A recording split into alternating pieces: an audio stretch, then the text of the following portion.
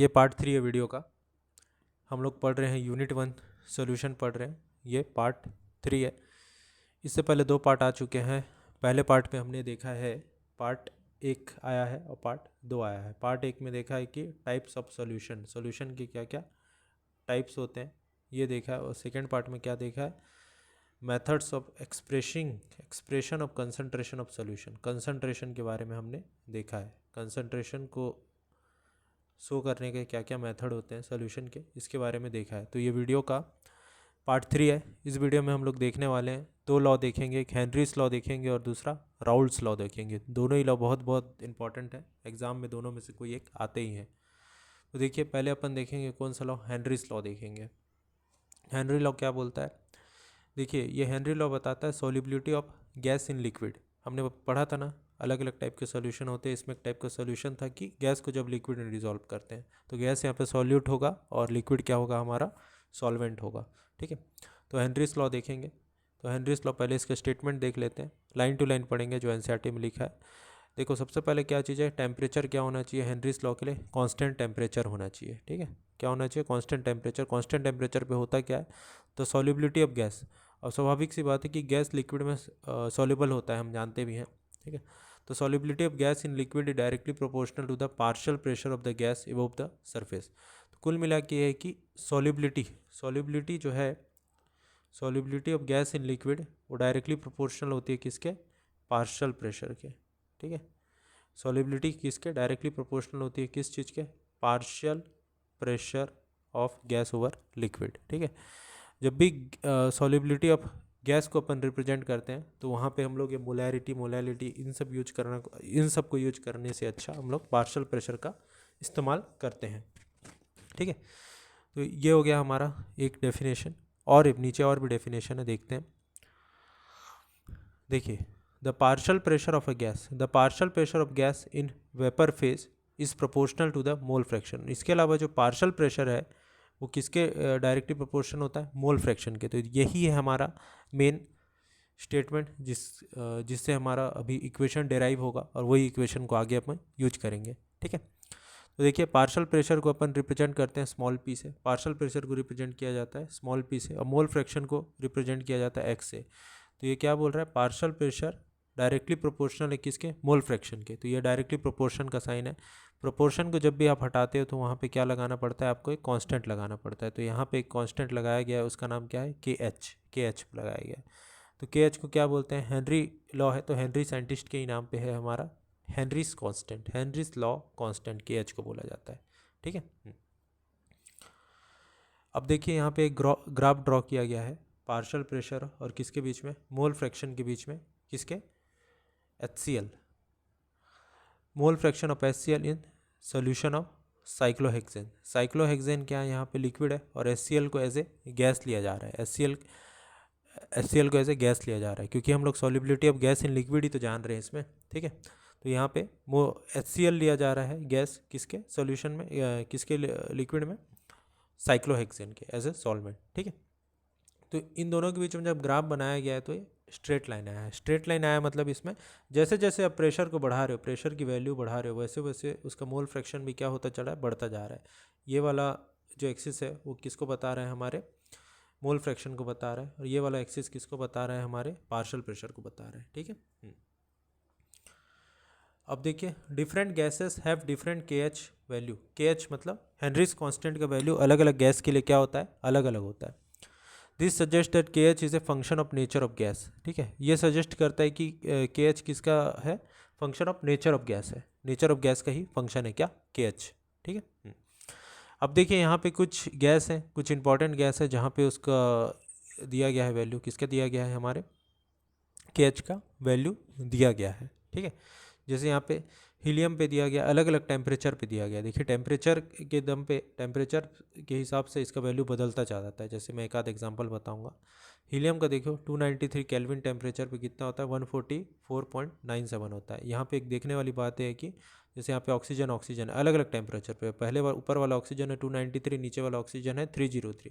ऊपर देखिए टेम्परेचर थोड़ा कम है तो 34 हो गया और नीचे हो गया 46 हो गया। तो टेम्परेचर के हिसाब से इसका वैल्यू बदलता जाता है। ये सब वैल्यू याद करने की ज़रूरत नहीं है। आगे देखते हैं, ये न्यूमेरिकल भी करने की ज़रूरत नहीं है, इसमें अपना बस डेफिनेशन आता है और लिखना आता है, न्यूमेरिकल बहुत कम चांस होता है आने का, ठीक है।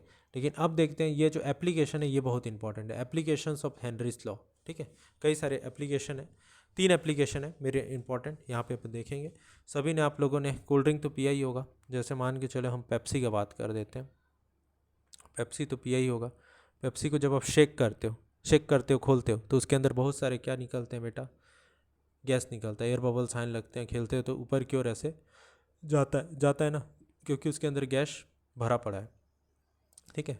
गैस है, पेप्सी के अंदर गैस है, ठीक है। वो कौन से फॉर्म में है, डिज़ोल्व हो गया है, ठीक है। पेप्सी के अंदर गैस तो है लेकिन कौन से फॉर्म में है, वो डिज़ोल्व हो जा रहता है, क्योंकि जब पेप्सी के अंदर गैस भरा जाता है तो उसको कौन से प्रेशर में भरा जाता है, हाई प्रेशर पे भरा जाता है।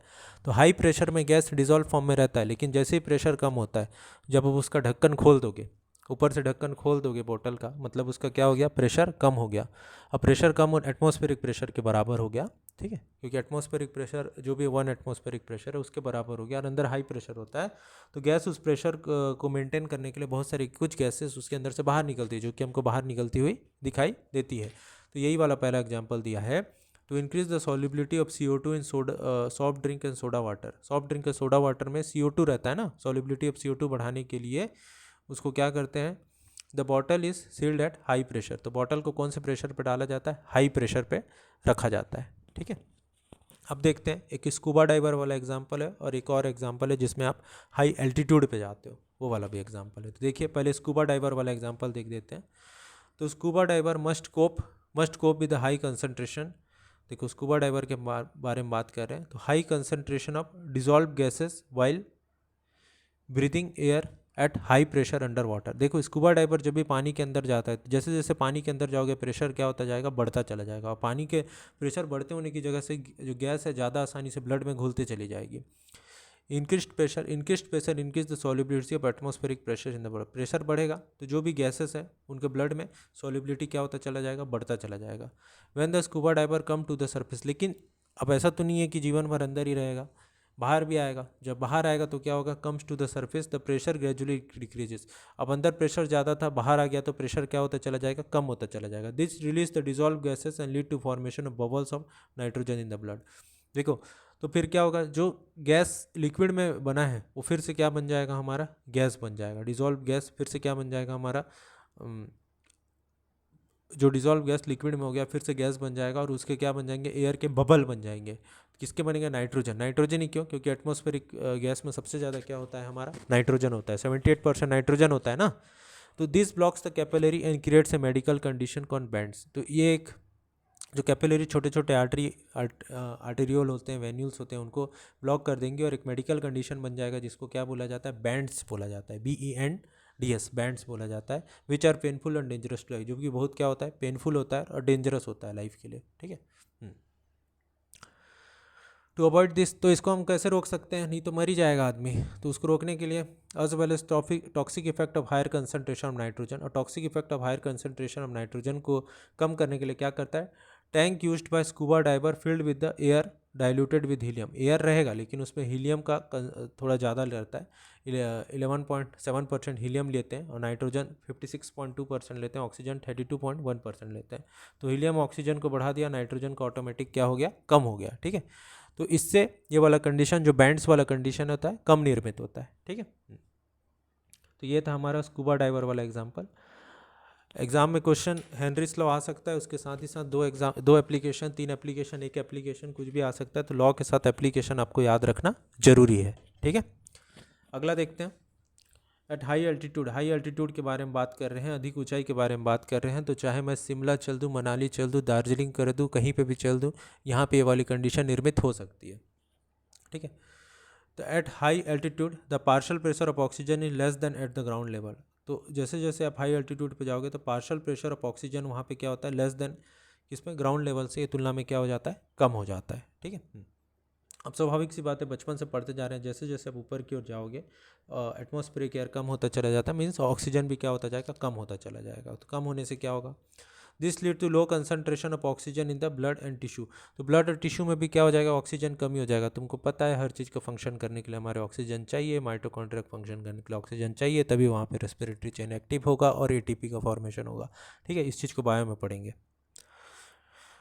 लो oxygen causes climber to weak हो जाएंगे और अनेबल टू थिंक क्लियरली, और सोच नहीं पाएंगे। तो इस कंडीशन क्या बोलते हैं, एनॉक्सिया बोलते हैं। जैसे ऊपर वाले कंडीशन क्या बोला गया, बैंड्स बोला गया, वैसे ये नीचे वाले कंडीशन इसको क्या बोला जाता है, हमारा एनॉक्सिया बोला जाता है। ठीक है, तो ये था हमारा हेनरीज लॉ। वीडियो लंबा हो रहा है इसलिए अपन राउल्स लॉ को अगले वीडियो में देखेंगे। धन्यवाद।